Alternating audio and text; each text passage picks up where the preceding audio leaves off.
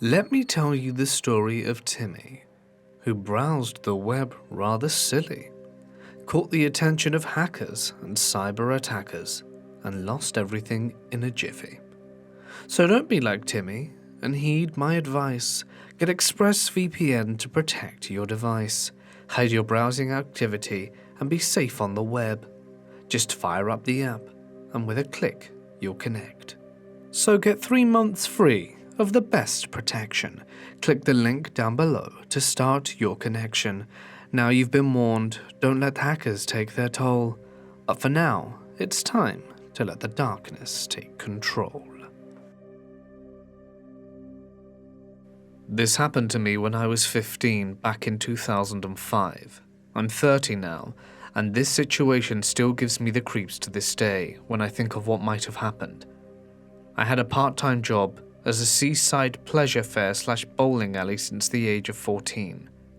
I would work after school and at the weekends for extra money. My mum was a single parent with 2 kids, and money was hard to come by. Working didn't bother me, as I loved having money to spend on myself every 2 weeks. I had a boyfriend from school at the time, and his parents were rich as hell and lived in the fancy part of town just outside of the city. I agreed to spend time with him at his house one night after work, and his mum would take me home around 10:30 or so. The only problem was, I had to catch 2 buses to get to his house. The first bus took me to the outskirts of the city centre, and from there the second bus would take me within 15 minutes walking distance of his house. I hopped on the second bus, and it was quite full with other passengers, so I felt safe and comfortable. The way the bus route went was that I had to drive out past city limits to a quite rural area where the terminus was, and then on the way back into the city, where I would get off and walk to my boyfriend's house. Every stop on the way out of the city, the other passengers were getting off. I was getting more and more nervous as more people disembarked, and I was hoping that maybe 1 or 2 people would be left on the return journey into the city. 1 male passenger was left. We get to the bus terminus and it's just me, the driver, and as I discovered, the lone male passenger was the driver's friend. So the bus pulls into the terminus and it's very dark out. It was winter, and in Scotland, the night draws in around 4 p.m. during winter. I happened to finish work at 6, so it was roughly 7:30 by the time I got to the terminus, which was completely deserted. There were no streetlights, no other people, and no buses. Just me and these 2 males on a bus in the dark. The driver turns off the engine, and the bus falls into silence and complete darkness. He steps out of the driving cab and informs me it was his turn to take a break, and we were going to be going again in 15 minutes. I squeak out a nervous, "Okay," from the seat halfway up the bus. The driver and his friend step out of the bus to have a smoke. This was back when smartphones and Facebook were not a thing, and I had a pink Motorola Razr flip phone, so there was nothing to distract me from the creepy darkness and silence of the deserted bus terminus. I'm on high alert, and of course all my senses are now in overdrive. I could hear the bus driver and his friend in a whispered conversation from outside the bus, and I was catching snatches of their conversation. They were speaking about their latest conquest with women and parties. They were laughing and joking about how the driver's friend had slept with this one girl that was completely drunk and passed out at a party, and was dared to do so by his friend. I am sitting there, in total shock and disgust, thinking what the hell am I going to do if they start trying to do anything with me? I'm helpless out here by myself. So I gave my mum's number ready to call him when they came back to the bus. They spot me and shared a look with a grin. They slowly walk up to the bus towards me and start a conversation with me. They were asking me uncomfortable questions like, "Hey girlie, what's your name? How old are you?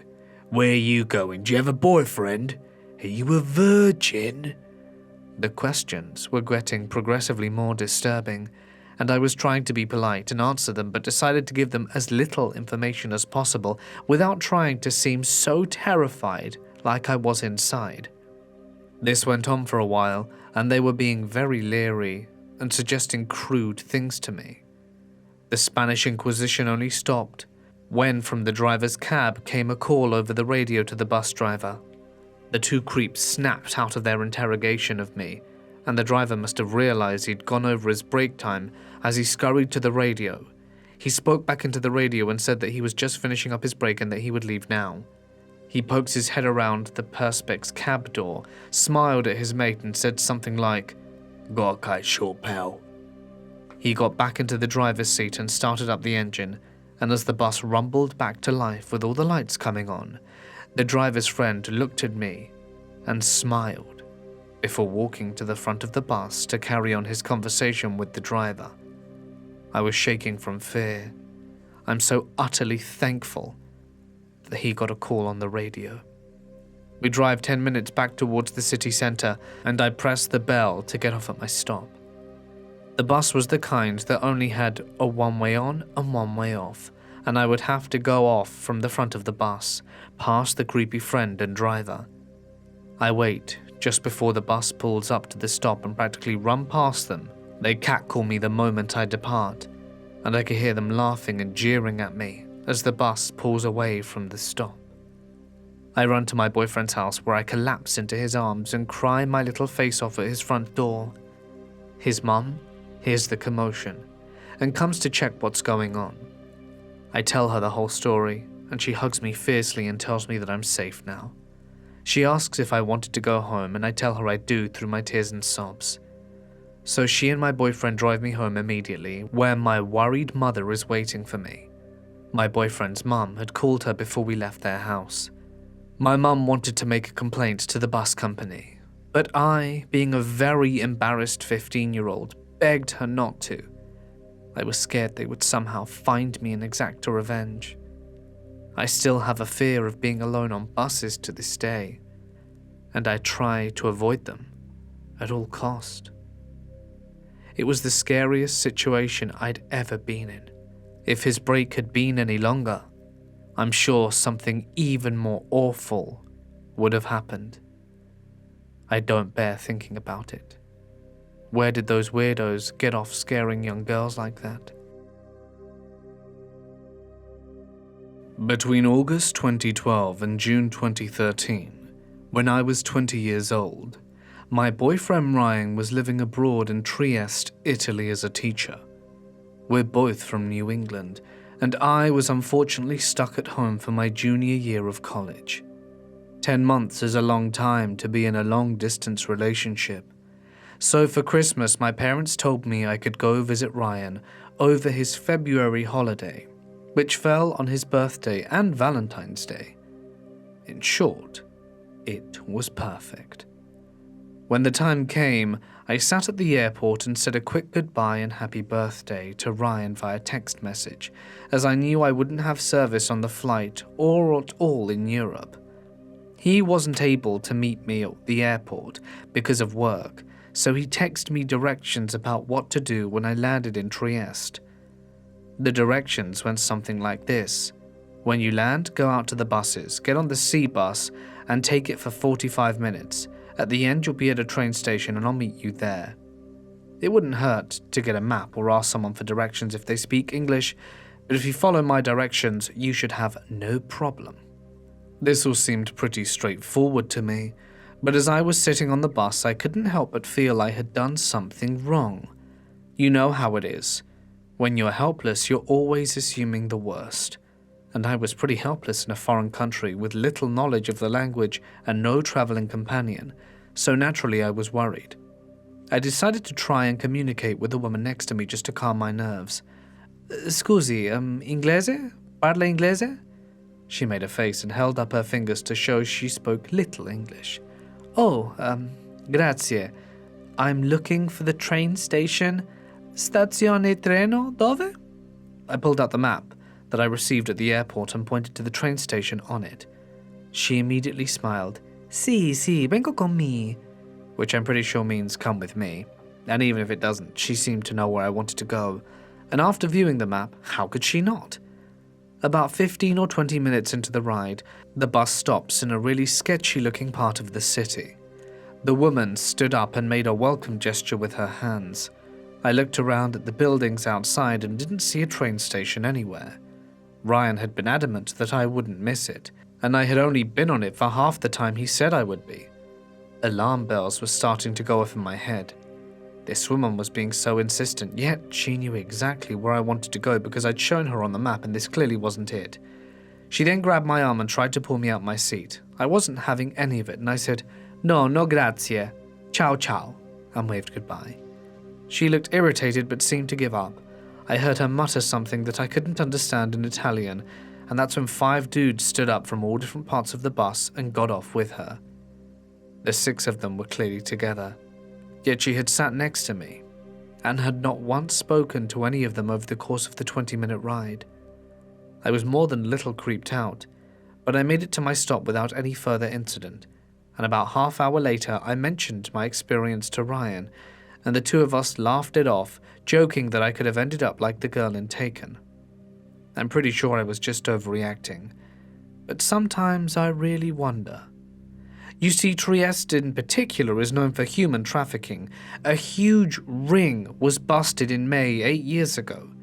I feel like lonely, young foreign travelers are probably easy prey for them, and luring in a young girl with a woman, and then using men to strong-arm her in, doesn't seem far out of the realm of possibility. Bad people or not, it was pretty scary for me, and I'm glad I had enough sense to stay on the bus.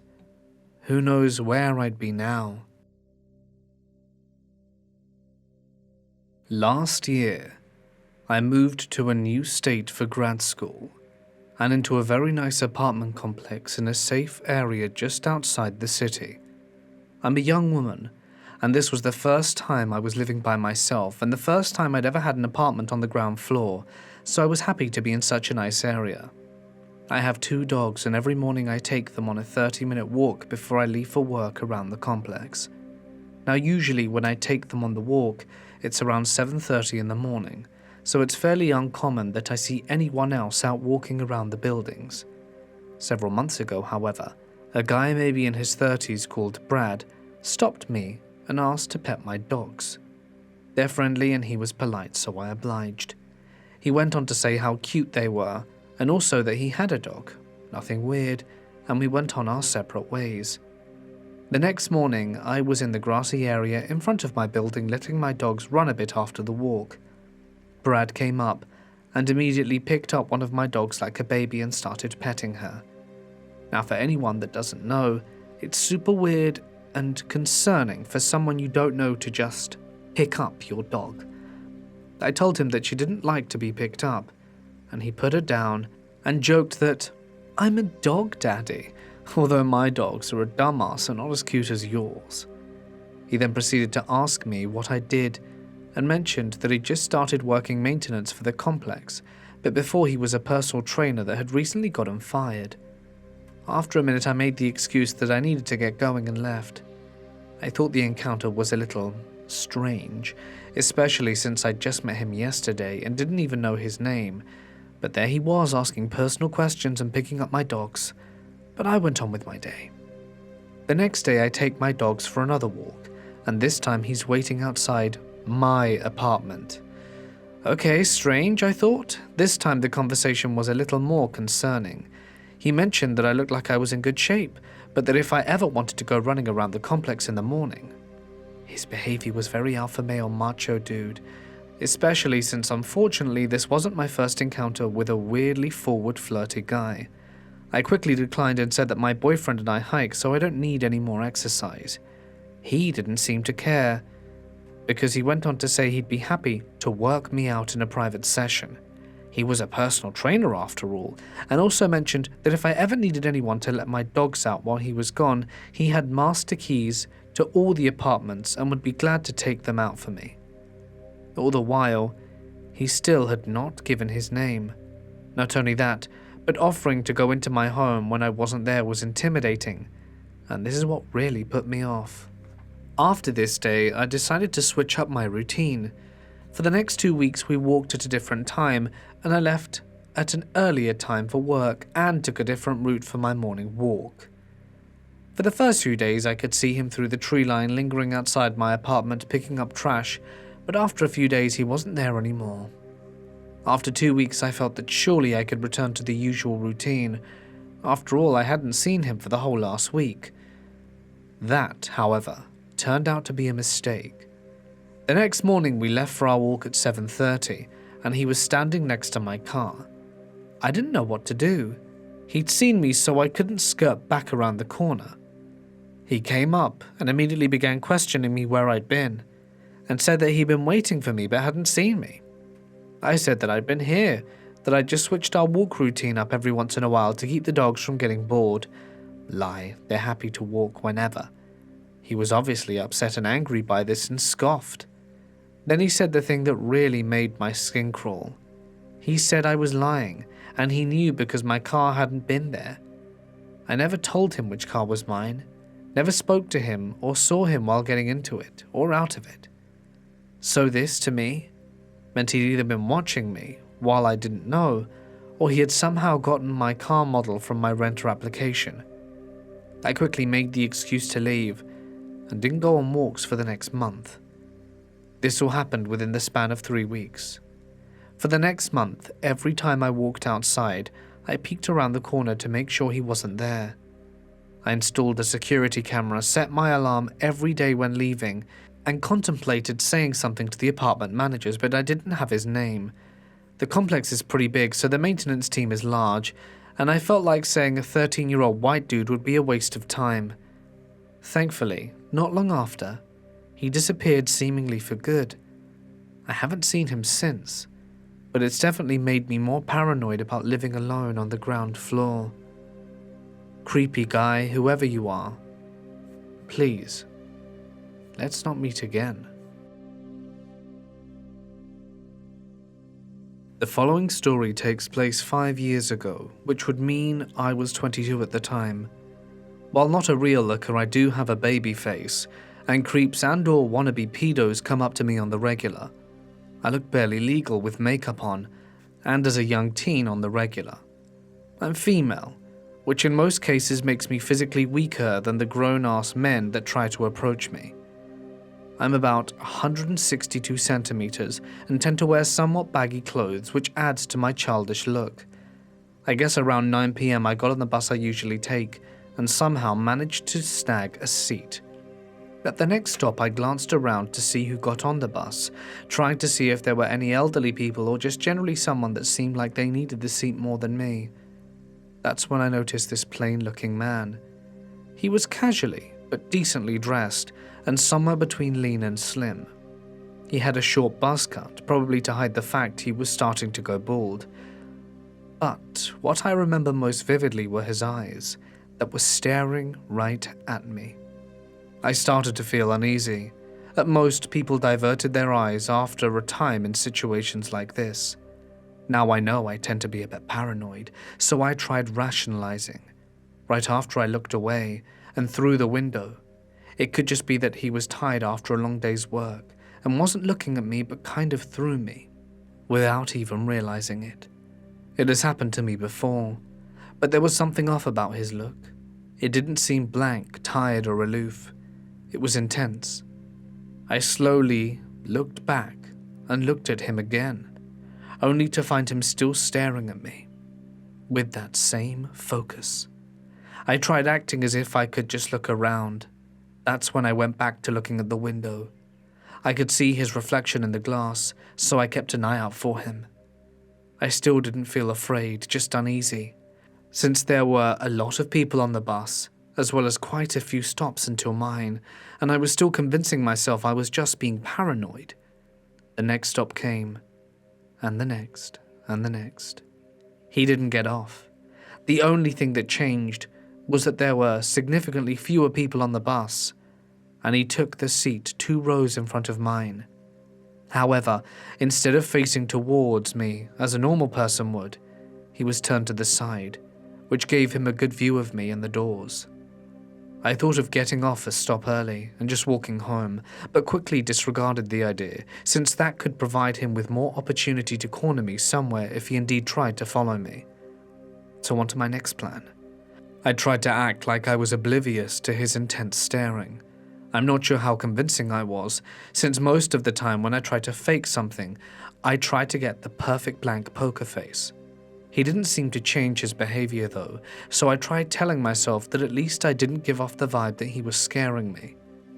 I was close to my stop and had decided to wait and exit at the last possible moment. When the bus stopped and opened the doors, I looked out and looked back again. I could see his body tense for a second. A few people started getting in, and I saw him relax. He never stopped staring. After the last person got on, I hurried up and out, a smile on my face. I thought I had fooled him.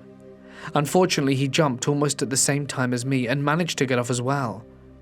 Damn. Not only did I not manage to lose him, but now he definitely knew I was trying to get away from him. I had no doubt he was following me. I wasn't sure what to do. My house was just 300 meters away, but I didn't exactly want him to know where I live. Apart from that, as cliché as it sounds, I do live on a small, somewhat secluded street that isn't well lit, and not many people can be seen on it at night. It doesn't even have sidewalks, so that should give you the idea about traffic on it. My last hope was the crossroads I needed to go over. Let me paint you a picture of it, since that is what saved me. I got off the bus, walked down a bit, and crossed the street to my left. From there I had to wait for the green light and cross the street again, and then I had to go uphill about 150 meters, and on the first street to the left 100 more meters and I was home. The thing was, when the light turns red on the cars on my left, it's still green for the cars coming from the right. About, 15 seconds it turns red for them too, and then 10 seconds more for the light to turn green, so that people on foot can pass.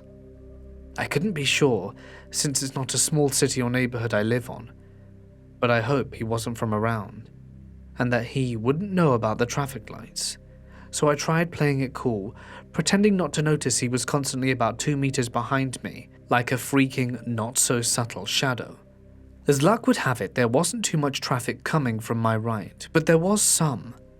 I waited for the next car to come up, not too close and not too far, just enough for me to run across the street, but to prevent him from following directly behind.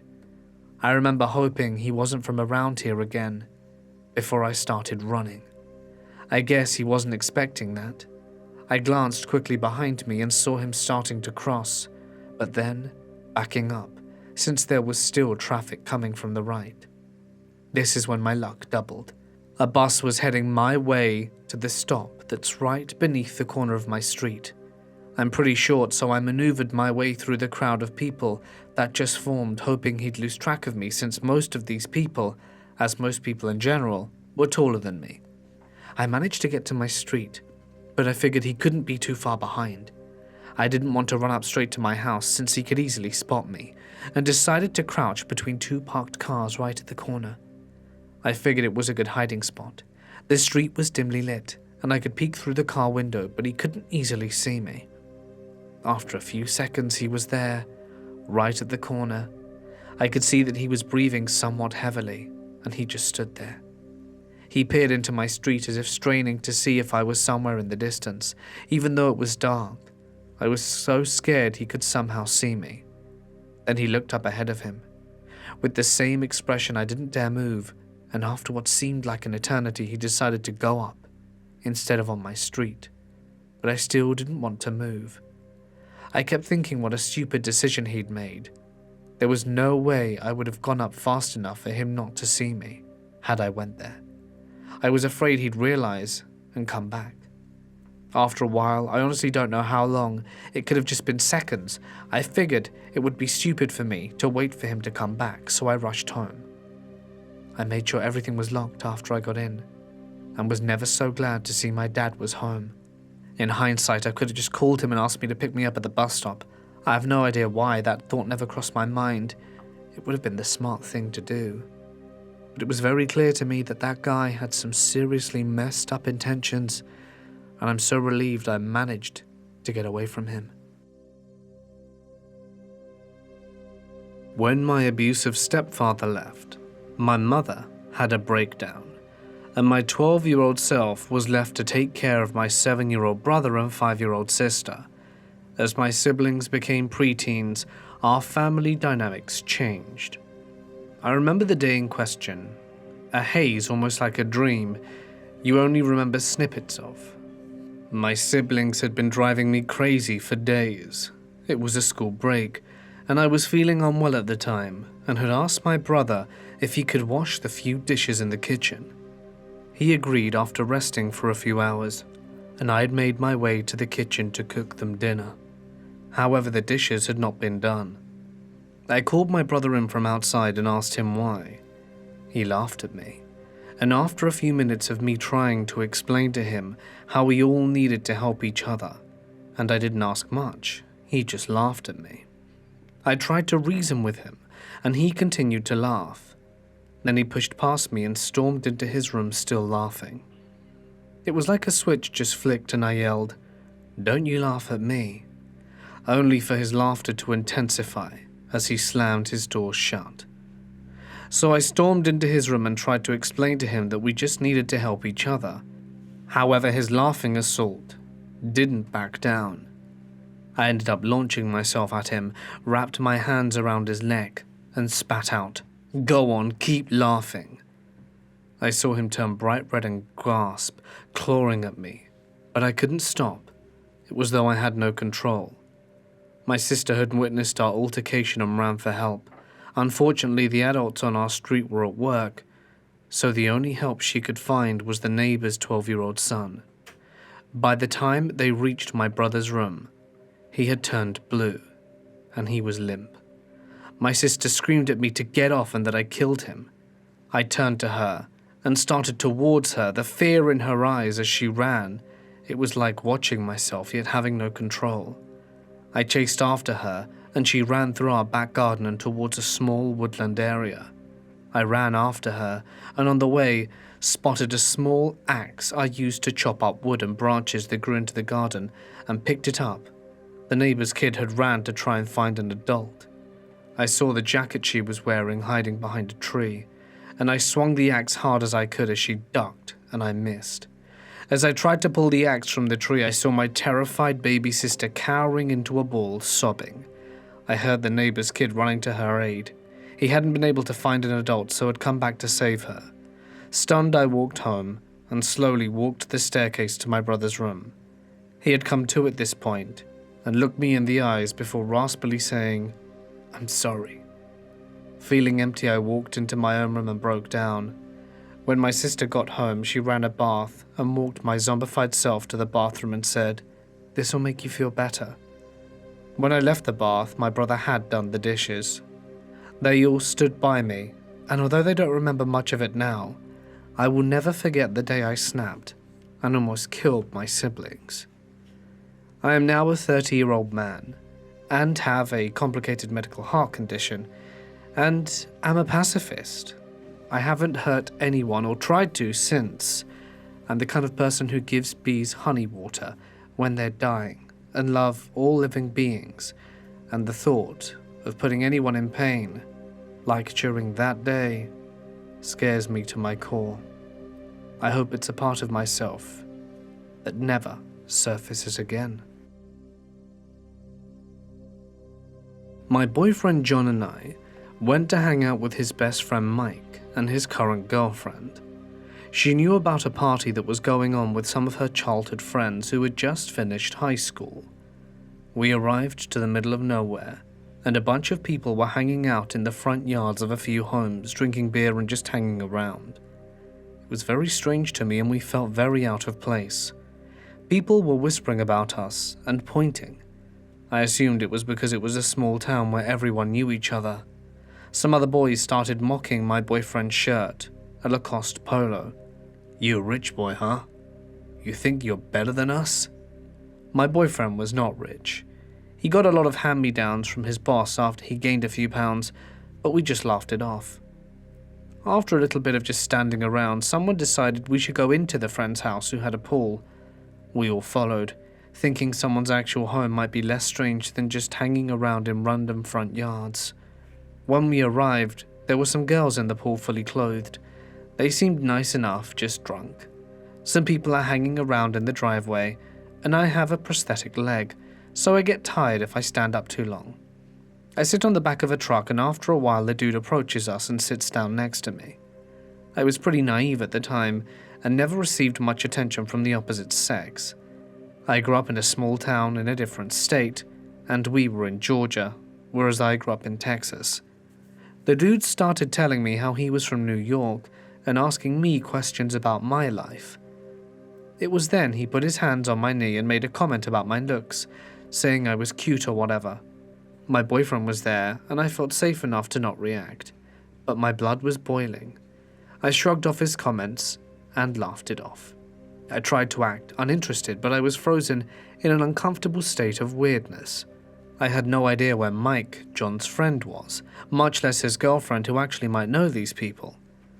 John is watching, waiting for me to say something, which I didn't. I don't know why. I didn't like the attention. The dude wasn't attractive, didn't seem fun or cool, more like a drunk creep.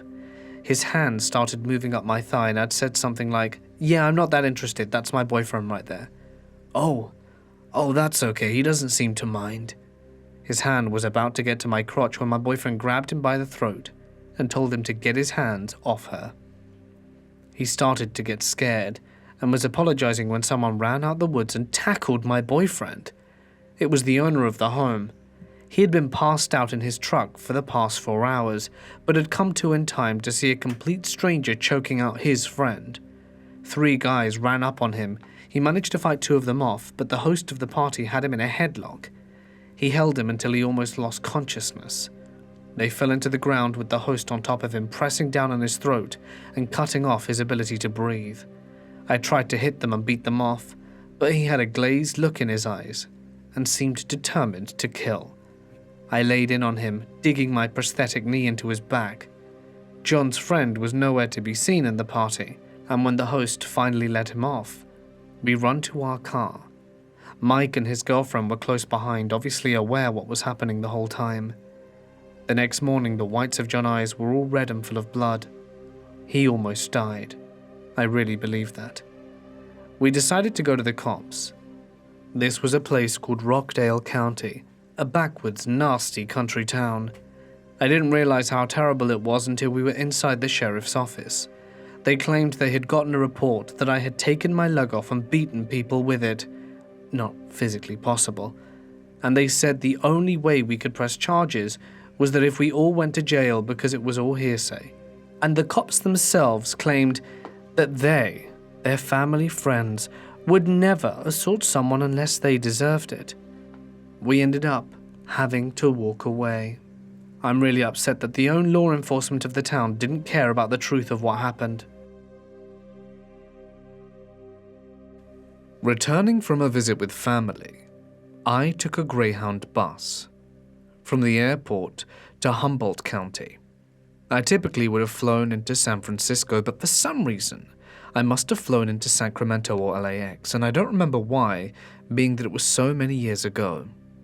Anyway, I just remember being on that bus for many hours. This bus was fairly full. There was a man on the bus who was very friendly, and we chatted most of the way. He was a contractor and was going to stay in Chico for a few weeks on a job. The further north we got, the emptier the bus became. I remember noticing that the bus driver was driving rather erratically for much of the trip north. He was also taking a lot of back roads, which is weird, and he was driving inordinately fast.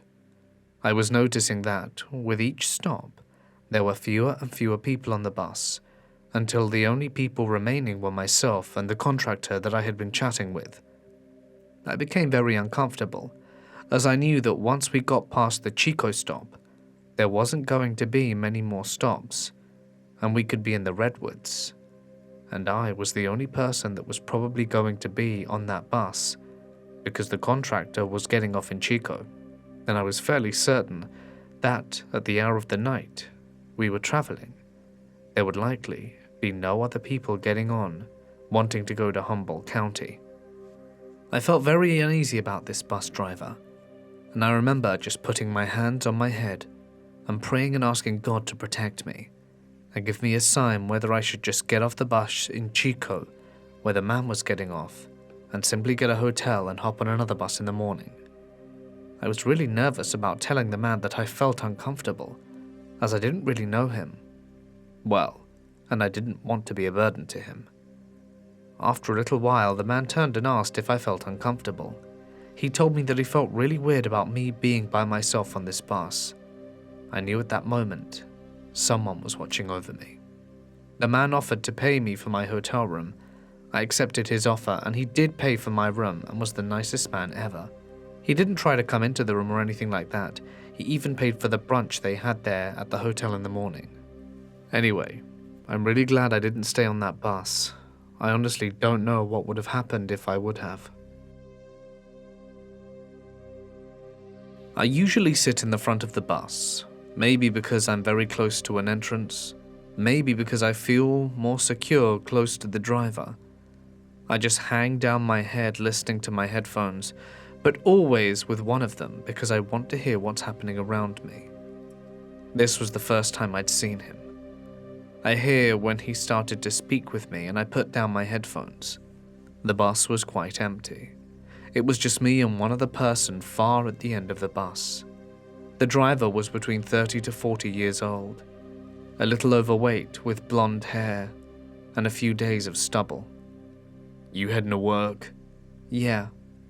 The bus was a common line to one large workplace around my area. He made small talk. I didn't mind. He then talked to me about his ex and her kids. "She called the police on me. I just needed to put lotion on my crotch. The kid was in the bathroom with me, but I just needed to put it on because the doctor told me I needed to do it every day." I froze. I did not see it coming. I then heard his story about how he was not a paedophile. He just needed to put ointment on his parts, and it just so happened to be at the same time his girlfriend kid was around him, and all the details and how she was crazy. I didn't know how to respond to this. I think I told him something like, "Yeah, but if you're innocent, they'll see that," or something to that effect. It was the longest and most uncomfortable bus ride I've ever been on. I just wanted it to end. I thought of calling the bus company, but on the other hand, he was already under investigation by the police, so I never did call them. I never forgot the last line in our conversation. "Do you have kids?" I told him I did not, and was glad I left it at that. I still get chills reflecting on it. I'm from Kenya in Africa, and this happened during a school strike. And usually when schools in Kenya had strikes, the students would burn down their dormitories, classes, or even their entire school. But we always paid for it in tuition fees. So I woke up to the sound of screaming and breaking glass. When that happens, everyone knows to get out their dormitories. As soon as I heard the noise, I knew what was going to happen, and was an alert from experience to know exactly what to do. My cubicle mates and I were also awake, so we got into action. We started by jumping over our room windows and getting to the school fence and jumped over, because if you were to remain, you would be targeted, so we had to run. After getting over the fence, we started thinking about where we would sleep, because it was the middle of the night, and I volunteered to let them sleep at our place because it was the closest. We were 7 of us and continued the journey. Around 10 to 15 minutes of walking, we spotted a police van, and we knew if they catch us, it would be a very long day because we'd have to sleep in jail for the night, get beaten up, and not even get the chance of going home. We then decided to hide in some long grass, which hid us from them until they passed. We continued walking for over 2 hours because our school is in a secluded place and it was a private school. Along the ride, we met a motorcycle taxi. We have him give us the shocking news. Somehow, along the way, we had missed the danger signs because it was very dark. The man told us how lucky we were because we were walking in an area full of hippopotamus, and as we were near the river the whole way, and along the road, we didn't see or hear anything that gave us chills. The man was humble enough to give us a lift on his bike, Now remember that there were 7 of us, and even though it seems unlikely, we all somehow managed to fit on the motorcycle taxi one way or another. After reaching the town, there were no taxis around and we had to walk all the way home, around 26 kilometers, and we made it home passing through a dangerous neighborhood. When we arrived, my dad was shocked to see me and around 6 other boys with me. We gave him the story of what had transpired and our journey home. Forget the hippopotamus, in which we got lucky. There was a bridge that we crossed along the way and it seemed very gloomy. My father told us we were especially lucky because the bridge was a known spot where people always went missing, and there were bodies found there weekly because a gang operated along the bridge, carjacking and robbing people and even killing them for no reason. They were just animals. Me and my friends and I looked at each other in shock, knowing what kind of dangers we were in all night, nearly being killed by hippopotamuses, random gangs, and just the occasional crazy person. Nobody even slept those few hours before their parents arranged for their transportation a few hours later. I'll never forget the night. It was so dangerous. Hey guys, it's Mort here, and thank you so very much for listening. I truly appreciate you sticking around to the end of the video. Thank you so much. I hope that you enjoyed tonight's collection of stories. It's true. People can be bloody terrifying, as we have learnt today. And you know, I want to point out that even though in the stories sometimes nothing horrific actually happens, I feel the true fear is the fact that something very well could have. The fact that it almost happened. Because in many cases, if it did, we would never hear the story.